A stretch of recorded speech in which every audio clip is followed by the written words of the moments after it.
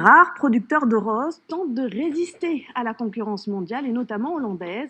À quelques jours de la Saint-Valentin, fête cruciale pour les fleuristes, la demande est importante et vous allez le voir, la crise énergétique pourrait bien rebattre les cartes. Christian Pecci, Roger Gasque. La reine Naomi, la rose rouge par excellence, la rose de Saint-Valentin.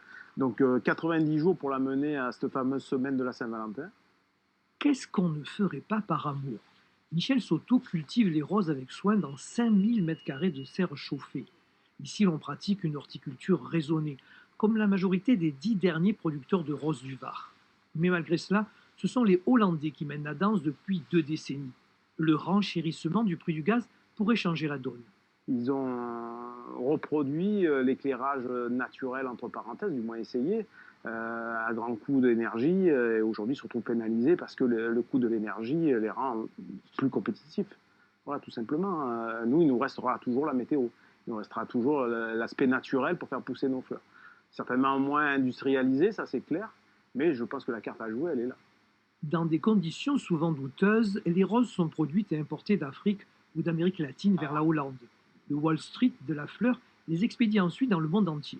Le premier producteur de roses, Porta Nova, s'y trouve aussi.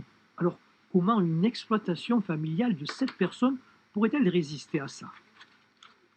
Avant, on n'était que producteurs. Voilà, c'était notre, voilà, on faisait uniquement que ça. On n'avait que de la rose, enfin, etc. Là, maintenant, on fait de la pivoine, on fait de la renoncule. On essaye de se diversifier un maximum, d'être présent sur tous les fronts un maximum. Voilà, de vendre en direct.